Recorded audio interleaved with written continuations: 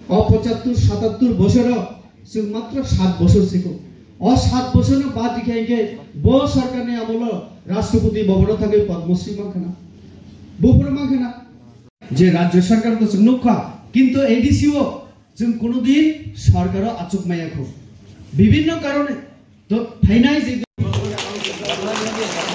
তারপরে আমাদের যে রাজ্যের সাধারণ সম্পাদক শ্রী বিপিন দেববর্মা মহাশয় ওনাকে অনুরোধ জানাচ্ছি আমাদের পূর্ব ত্রিপুরা সাংসদ প্রিয় মুখ্যমন্ত্রী প্রফেসর ডাক্তার মানিক সাহাজি আমাদের এই প্রোগ্রামে আমাদের বৈঠকে অংশগ্রহণ করেছেন।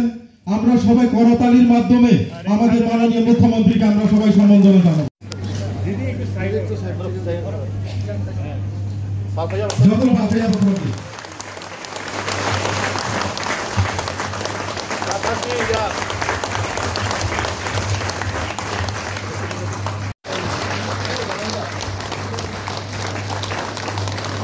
এরপরে একে একে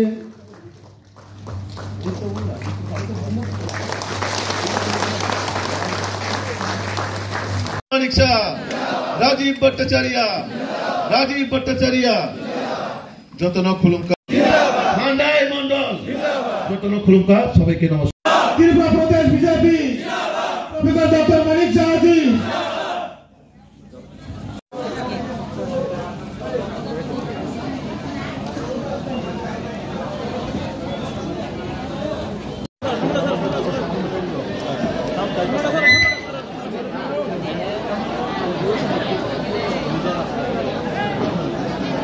দেববর্মা মহাশয় অনুরোধ খাইদায় চিনি বুঝকাঙ্গ স্বাগতম ভাষণ নারীনারী বাগে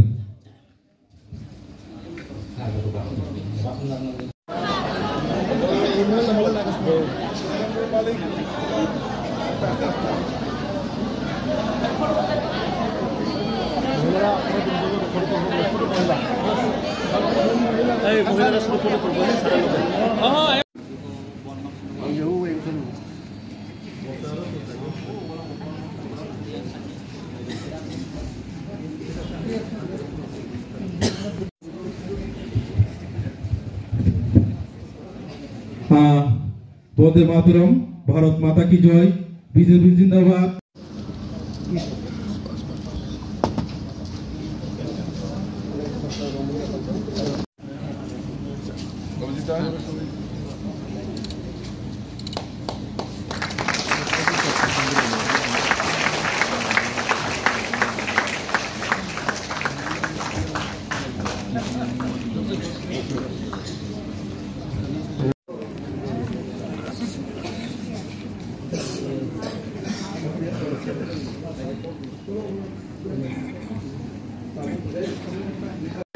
বিজেপি জিনাপুর এগারো মন্ডল জিনাপুর বিজেপি পানার অভিনন্দন খাবাই খুবাইলাম সগো ভারতীয় জনতা পার্টি পানার অভিনন্দন খাবাই খুবাইলাম সগো বিজেপি সবকা সাথ সবকা বিকাশ লগন হাইকে বললাম সম্মানিত হাইকে ওয়েলকাম স্পিচ নারায়ণবাগে কইনাই যিনি রাজ্যনি যুবা আইকন যিনি জনজাতিনি যে একমাত্র যিনি জিএস সাধারণ খাবাই খুবাইলাম সগো রাজনীতি প্রোগ্রাম ফাইনাল খাবাই খুবাইলাম সগো নবাগতদের জানাই স্বাগতম নবাগতদের জানাই স্বাগতম বলে ভারত মাতা কি বলে ভারত মাতা কি বিজেপি বিজেপি এগো মানে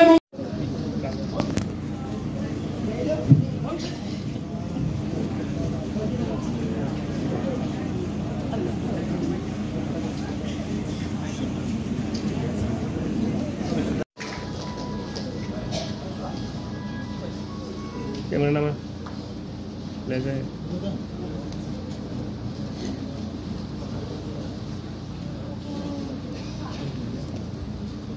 তো জানাচ্ছি আমি বলবো যে সঠিক সময়ে আপনারা সঠিক সিদ্ধান্ত নিয়েছেন এবং জনজাতিদের উন্নয়ন ভারতীয় জনতা পার্টি ছাড়া কেউ করতে পারবে না এতটুকু আমি বলতে পারি। আবার সবাইকে আমি ধন্যবাদ জানিয়ে আমার কথা বলা শেষ করছি। হামবাই সবাইকে নমস্কার। মাতরম বন্দে মাতরম সুজলাম শীতলাম শ্যামলং মাতরম বন্দে মাতরম শুভ্রজোৎস্ন ফুলগীতয়ামিনী ফুল্লকুসুমিত ধ্রুমধুর শোভিনী শুভাশি সুখদাং বরদাং মাতরম বন্দে মাতরম বন্দে মাতরম। পার্মানেন্ট স্থায়ী বাসিন্দা হবে ওই বিশালগড়ের সেন্ট্রাল জেল, তার জন্য অপেক্ষা করছে বন্ধুগণ, কাউকে রেহাই করা হবে না।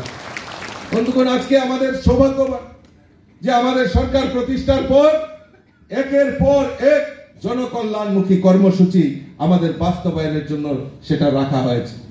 মাননীয় মুখ্যমন্ত্রী এখানে বসে রয়েছেন।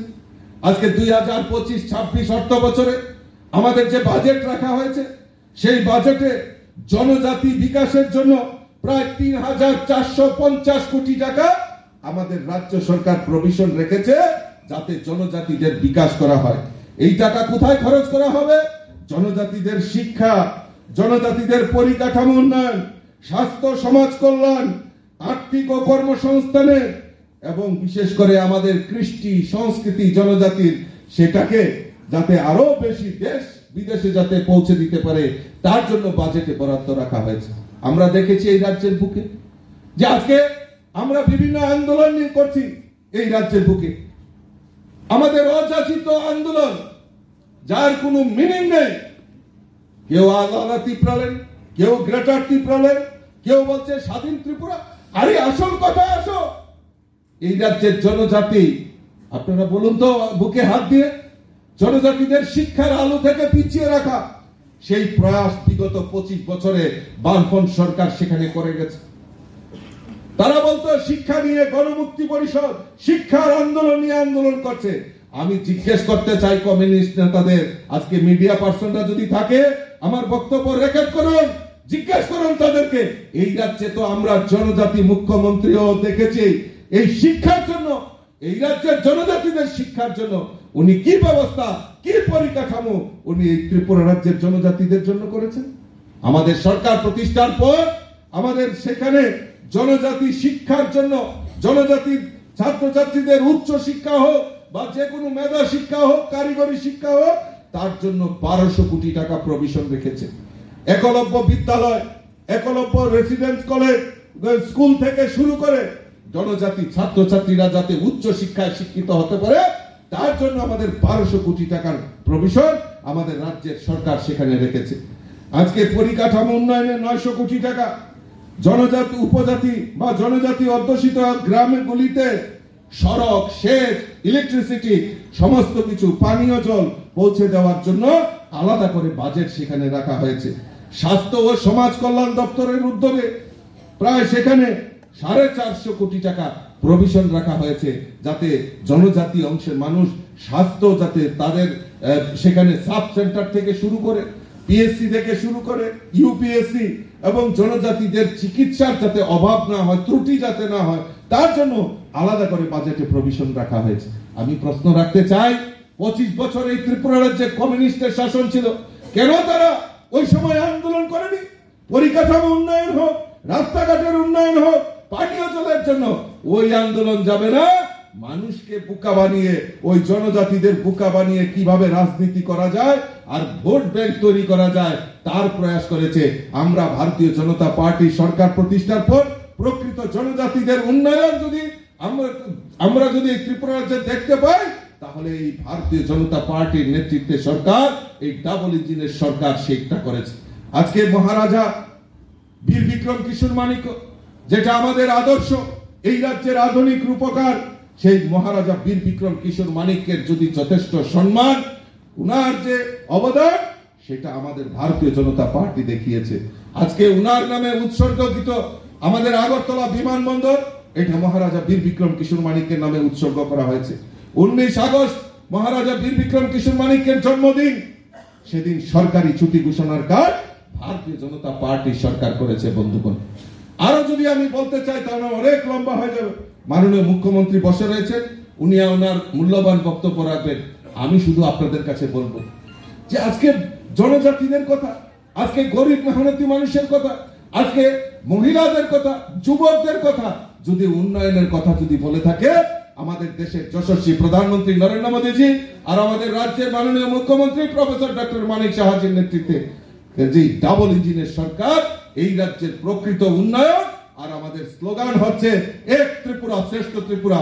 আর এই এক ত্রিপুরা শ্রেষ্ঠ ত্রিপুরা গড়ার লক্ষ্যে জাতি জনজাতি উভয় অংশের মানুষ মিলিতভাবে এই ত্রিপুরা রাজ্যকে সমৃদ্ধশালী করব, সেই সংকল্প নিয়ে আমাদের কাজ করতে হবে। আর আমি বলবো আপনাদের কোনো ভয় নেই, আপনাদের কোনো ভয় নেই। আপনাদের পেছনে আমার এত বড় সংগঠন, আমার এখানে উপরে এতজন নেতৃত্ব উপস্থিত রয়েছেন, মুখ্যমন্ত্রী রয়েছেন, আমি নিজে প্রদেশ সভাপতি হিসেবে রয়েছি, আর সবচেয়ে বড় নেতা নরেন্দ্র মোদীজি আমাদের পেছনে রয়েছে। কাজেই ভারতীয় জনতা পার্টির কার্যকর্তারা কোনো সময় নিজেদেরকে দুর্বল মনে করবেন না। যে কোনো ঘটনার জন্য আমরা প্রতিরোধ করব, প্রতিশোধ নেব, সেই সংকল্প নিয়ে আমাদের কাজ করতে হবে। আমি সবাইকে আবারও অনেক অনেক শুভেচ্ছা জানিয়ে আমার কথা বলা শেষ।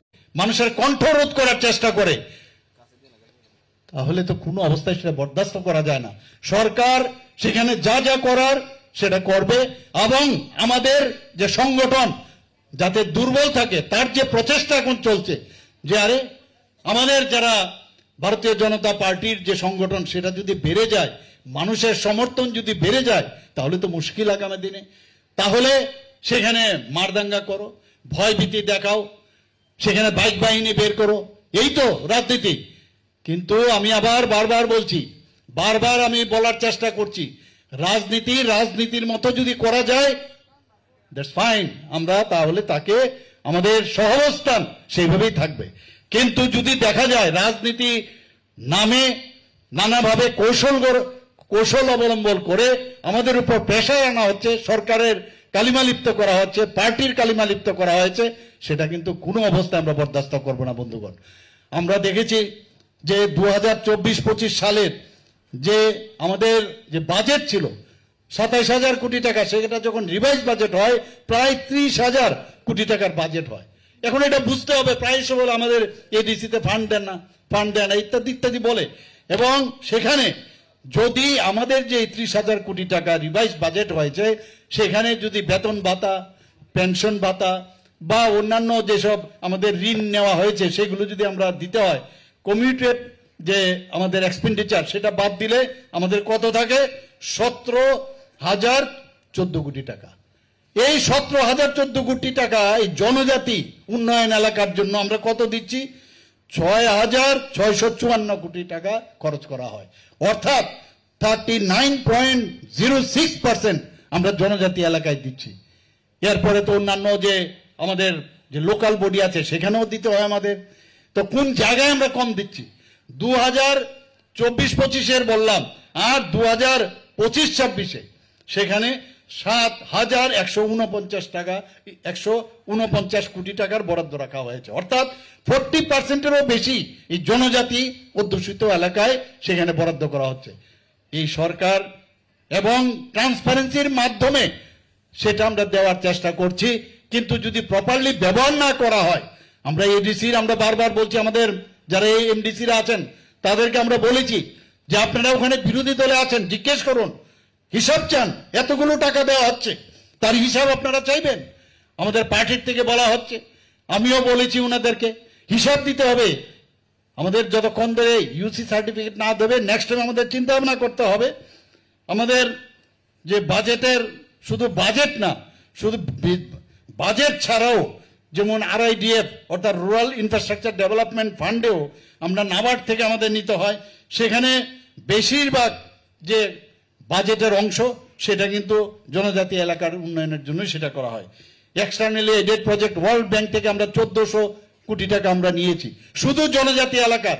এখানে আমাদের মাননীয় সভাপতিজি বলেছেন কি কি উন্নয়নে, সেখানে রাস্তাঘাটে হোক, সেখানে খেলাধুলার বিষয়ে হোক, সেখানে আপনার সামাজিক উন্নয়নেই হোক, স্কুল কলেজ সব জায়গার তার উন্নয়নের জন্য আমাদের এই জনজাতিদের এলাকার জন্য 2 বছরের মধ্যে আমরা সেই 1400 কোটি টাকার আমরা 1400 করোড়ের আমরা সেই ব্যবস্থা আমরা করেছি।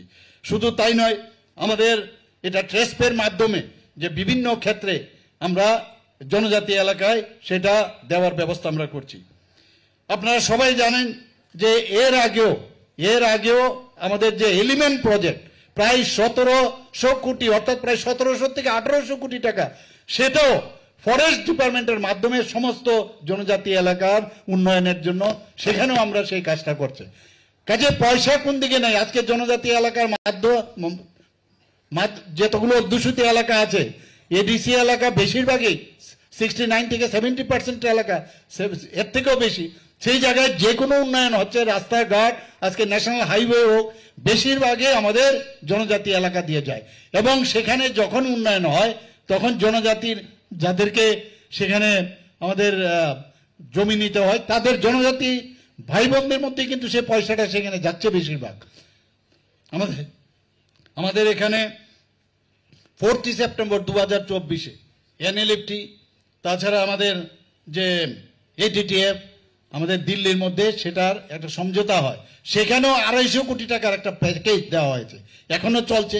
যখন যাদের যা তাদের যে ক্রাইটেরিয়া আছে সেইভাবে তাদের সুযোগ সুবিধা দেওয়া হচ্ছে, ব্যাংকের ফিক্সড ডিপোজিট রাখা, তাদের সিকিউরিটি রাখা, তাদের অন্যান্য যেসব ব্যবস্থা সবগুলো সেখানে করা হচ্ছে।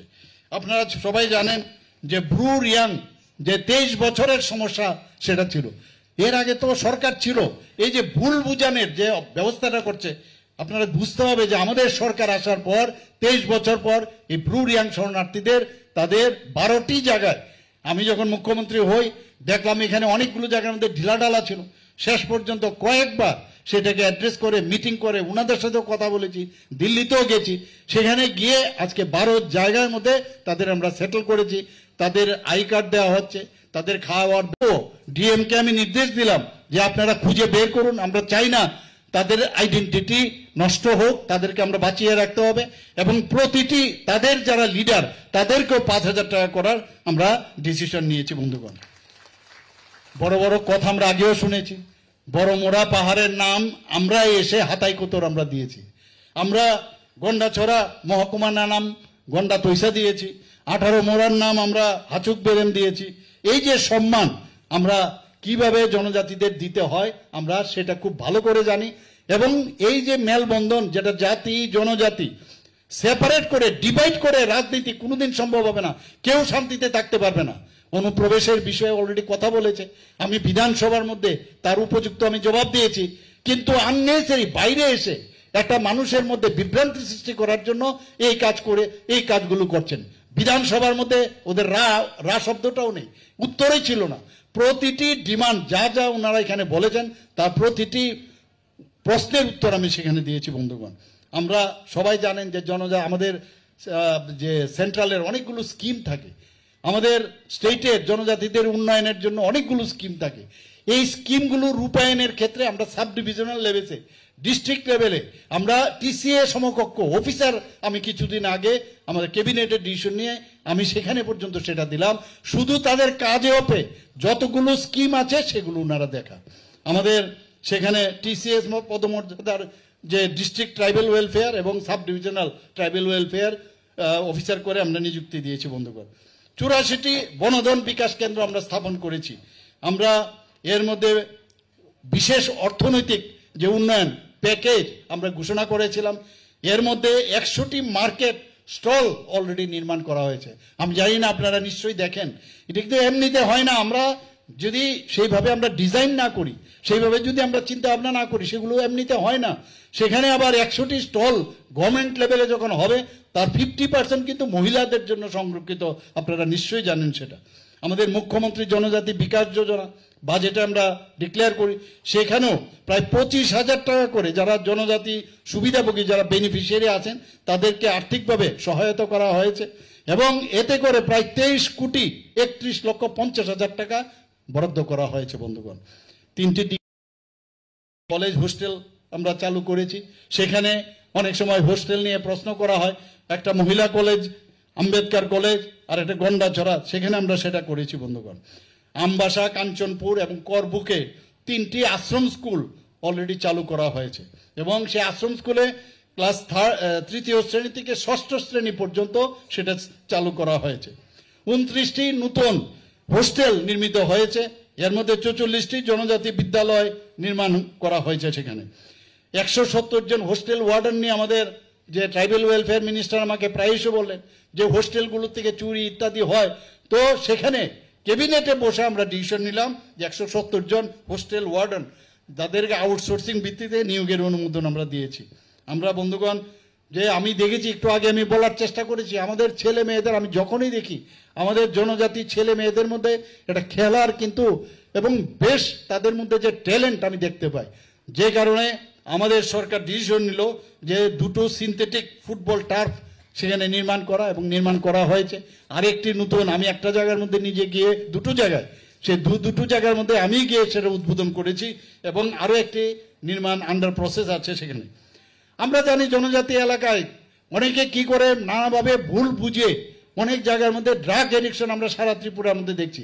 এর মধ্যে কিছু জায়গায় জনজাতি এলাকার মধ্যে যুবকরা যারা আছেন তাদের মধ্যে সে নেশাগ্রস্ত হচ্ছে, ইচ্ছে করে সেটা করা হচ্ছে, যাতে ভবিষ্যতের প্রজন্ম যারা ওরা নষ্ট হয়ে যায়, ওরা যাতে ভবিষ্যতে এই ত্রিপুরার জন্য তার যে সত্যিকারের অর্থাৎ তার যে সাহসিকতার আমি কথা বলছি সেই সাহস যেন না থাকে, সেটাকে ভাঙবার জন্য এই ধরনের এই যে আপনার নেশা করার একটা প্রবণতা আমরা দেখছি সেখানে। ফুটবল ইজ গেম, ড্রাগস আর শেম, সেই স্লোগান রেখে আমরা জনজাতি হোস্টেল ফুটবল প্রতিযোগিতার আয়োজন করা হয়েছে বন্ধুগণ। আমরা যে বিভিন্ন যে হোস্টেলগুলো আছে জনজাতি এলাকায়, সেখানে প্রায় 50টি হোস্টেলে সৌর বিদ্যুৎ ও সেখানে জল যাতে পরিশোধনের ব্যবস্থা করা যায় তার জন্য অলরেডি 19 কোটি টাকা বরাদ্দ করা হয়েছে। 2023 সালের নভেম্বর মাসে আপনারা সবাই জানেন যে জনজাতি গৌরব দিবস এই মিশন চালু করা হয়েছে। সেখানেও শিক্ষা, স্বাস্থ্য, স্যানিটেশন, পানীয় জল এবং জীবিকা, এটা হচ্ছে মেইন আমাদের মানে পিলার, এর উপর ভিত্তি করে আমরা কাজ করছি। আমরা 2024-25-এ আমরা প্রায় 4189টি পরিবার উপকৃত হয়েছে এর জন্য, যারা জুমিয়া পরিবারের আছেন তাদের জন্য আমরা প্রায় 2040 টাকা করে বীজ এবং শ্রম ও চাষের জন্য সেটা আমরা দিচ্ছি। আমরা যে জনজাতি জনগোষ্ঠীর সার্বিক উন্নয়নের লক্ষ্যে মাননীয় প্রধানমন্ত্রী গত 2রা অক্টোবর 2024-এ ধরতি আভা জনজাতীয় গ্রাম উৎকর্ষ অভিযান একটা নতুন প্রকল্প সূচনা করেছেন, আপনারা জানেন। তাতে করে যে forest right act implementation cell এবং জনজাতি বিপণন কেন্দ্র এবং হোস্টেল নির্মাণ, তার জন্য প্রায় 81 কোটি। আমাদের প্রাক্তন, আমাদের এই পূর্ব আসনের যিনি এমপি ছিলেন শ্রী রেবতী ত্রিপুরা, উনি ওনার বক্তব্য এখানে রাখছিলেন। আমি অনেকটা বোঝার চেষ্টা করলাম উনি কি কি বিষয়ে কথা বলছেন, বাকিটা আমি জেনে নিয়েছি। এখানে উপস্থিত আছেন আমাদের ভারতীয় জনতা পার্টির ত্রিপুরা প্রদেশের যিনি সম্মানিত জেনারেল সেক্রেটারি এবং আমাদের যুব আইকন বলা যেতে পারে শ্রী বিপিন দেববর্মা মহোদয়। উনি ওনার বক্তব্য আমি শুনতে পারিনি, কিন্তু আমি জেনেছি কি কি বক্তব্য উনি রেখেছেন। আমাদের মাঝে এই সদর রুরাল যে ডিস্ট্রিক্ট, সেই ডিস্ট্রিক্টের সম্মানিত সভাপতি শ্রী গৌরাঙ্গ ভৌমিক মহোদয় উপস্থিত আছেন। উপস্থিত এখানে স্বাগত ভাষণ যিনি রেখেছেন, যার সভাপতিত্বে আজকের এই সভা, সম্মানিত মন্ডল প্রেসিডেন্ট শ্রী অভিজিৎ দেববর্মা মহোদয় এবং আমরা 2023-এর যিনি বিজিত প্রার্থী এই মান্দাই কনস্টিটিউয়েন্সির শ্রী তরিত দেববর্মা মহোদয়, এখানে উপস্থিত শ্রী রঞ্জিত দেববর্মা মহোদয় প্রেসিডেন্ট ডিস্ট্রিক্ট জনজাতি মোর্চার, Shri Bikash Debbarma vice chairman Mandai RD ব্লকের, এবং আমার সামনে ভারতীয় জনতা পার্টির বিভিন্ন স্তরের যারা নেতৃত্বরা এবং কার্যকর্তারা উপস্থিত আছেন এবং আমার প্রিয় সাংবাদিকরা, সবাইকে আমি হার্দিক অভিনন্দন ও শুভেচ্ছা জানাচ্ছি। এখানে বিস্তারিত আলোচনা হয়েছে, আমার পূর্ববর্তী বক্তারা এখানে বিস্তারিত আলোচনা আমাদের সামনে রেখেছেন। বন্ধুগণ, আমি জানি না কেন আমার কাছে সবসময় মনে হয় জনজাতিদের মতো সাহসী বোধহয় আর কেউ হতে পারে না। এতটুকু আমার সবসময় আমার একটা ফিলিংস, এটা আমার অন্তর থেকে আমি বলছি, জনজাতিরা অনেক বেশি সাহসী। কিন্তু এই যে সাহসের অর্থ এই না যে কাউকে গিয়ে মাথায় ডান্ডা মারি। সাহসের অর্থ হচ্ছে যে কোনো বিষয়ে তার পারদর্শিতা, সাহসের সাথে তা বলা, এবং একটা লিডারশিপের যে ব্যবস্থা থাকা দরকার সেটা আমি জনজাতিদের মধ্যে আমি দেখি।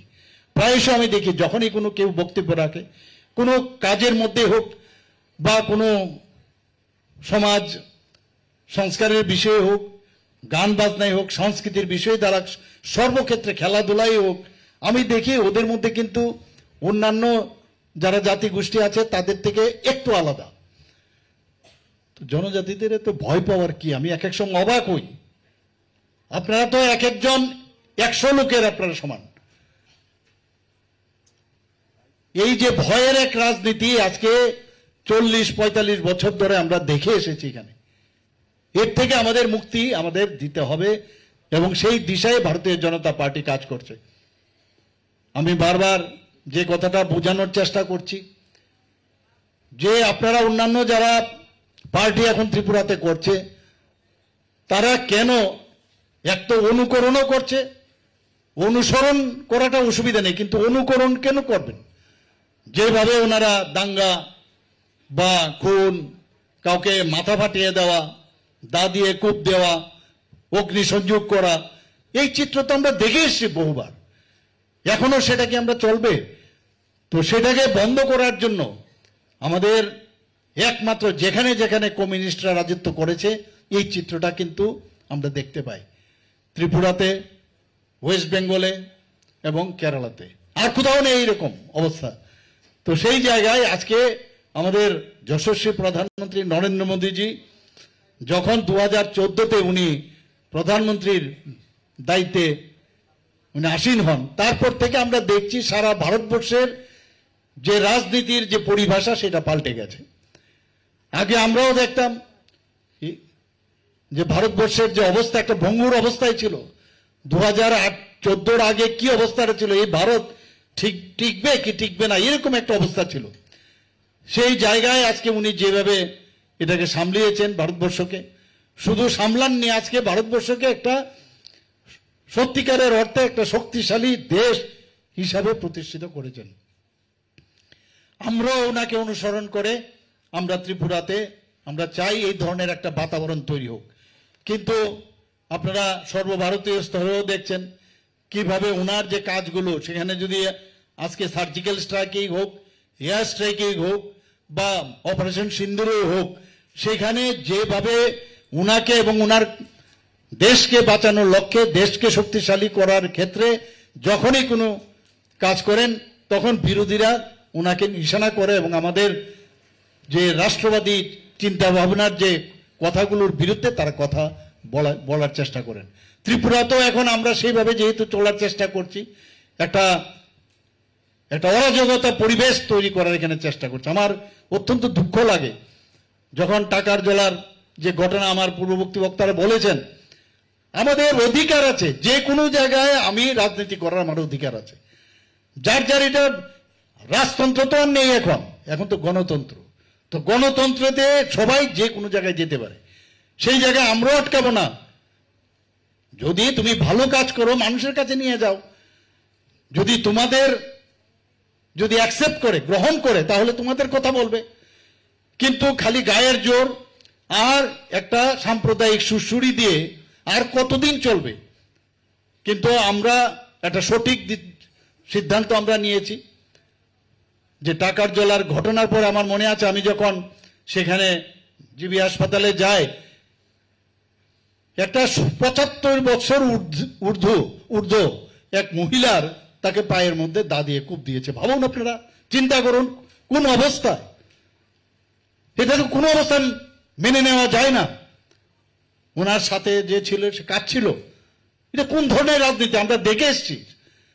আজকে কমিউনিস্টদের যে এই ধরনের যে রাজনীতি, তার বিরুদ্ধে ভারতীয় জনতা পার্টি মাননীয় প্রধানমন্ত্রীজির নেতৃত্বে আজকে কিন্তু 2018-তে এই কমিউনিস্টদেরকে সরিয়ে উৎখাত করে আমরা ভারতীয় জনতা পার্টি এখানে সরকার এখানে গঠন হয়।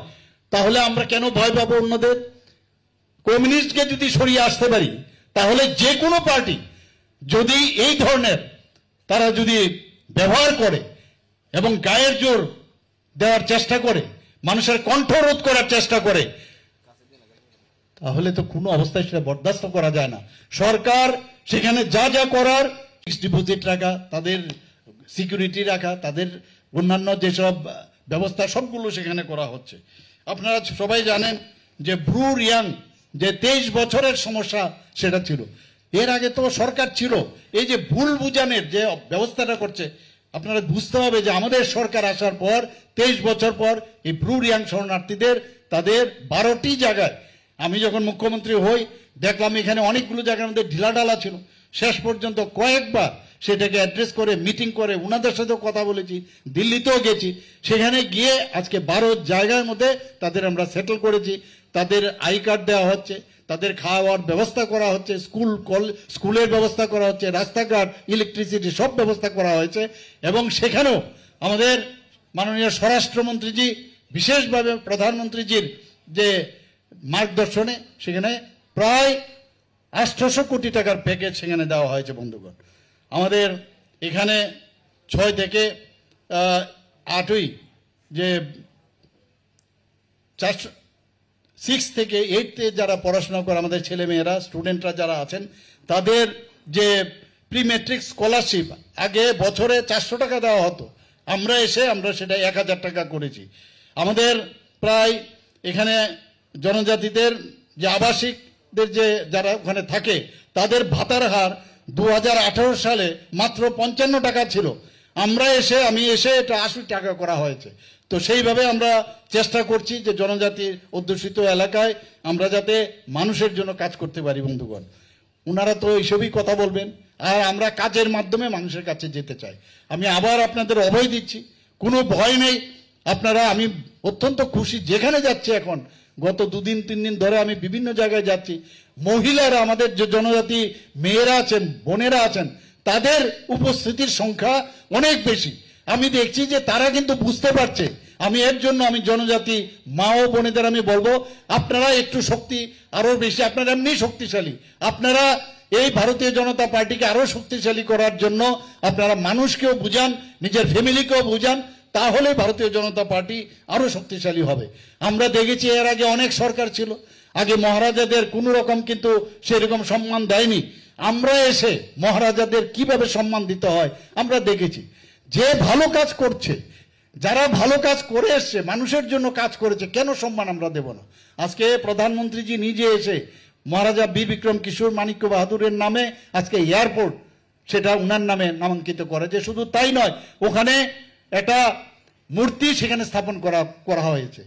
আমাদের এই মহারাজা বীর বিক্রম কিশোরের যে 19শে আগস্ট ওনার জন্মদিন, আমাদের সরকার আসার পর ছুটি ঘোষণা করা হয়েছে। আজকে এয়ারপোর্ট থেকে যদি আপনি আসুন, আমি যখন মুখ্যমন্ত্রী হই, আপনারা সবাই জানেন আমাদের যে সারা পৃথিবীর, সারা ভারতবর্ষের যিনি বিশিষ্ট সুরকার ছিলেন, গায়ক ছিলেন, আমরা মহারাজার ফ্যামিলির এসডি বর্মনের মর্মর মূর্তি আমরা এখানে প্রতিষ্ঠিত করেছি লেম্বুছড়াতে, আপনারা নিশ্চয়ই দেখেছেন। আগরতলার যে মেইন যে কামানচুমনির পাশে একটা আইল্যান্ড, আমার বাড়ির ঠিক সামনেই, আমরা ছোটবেলায় দেখেছি এই আইল্যান্ড 0 মাইল ফলক ছিল, সেখানে ওইটাকে উঠিয়েছি। সেখান থেকে উঠিয়ে মহারাজা বীর বিক্রম, আমার পূর্ববর্তী বক্তা বলেছেন, মহারাজা বীর বিক্রম ছিলেন আধুনিক ত্রিপুরার রূপকার, তো ওনাকে সম্মান দেওয়ার জন্য সেখানেও মহারাজার মূর্তি আমরা প্রতিষ্ঠিত করেছি বন্ধুগণ। আমরা যে 12টি ব্লককে এসপিরেশনাল ব্লক হিসাবে আমরা ঘোষণা দিয়েছি। গড়িয়া পূজার ছুটি আগে 1 দিন ছিল, আমরা এসে 2 দিনের ঘোষণা আমরা করেছি, যাতে আরো বেশি করে গড়িয়া পূজার যে ছুটি এই সবাই জনজাতিরা যাতে তাদের ভালোভাবে পালন করতে পারে। সংগ্রামা যে তাদের পূজা হয় সেখানে আমি গিয়েছিলাম, সেখানে ওনারা বারবার আমাদের কাছে বলছিলেন যে সংগ্রামার একটা পুজোর ছুটির আপনার ঘোষণা করুন।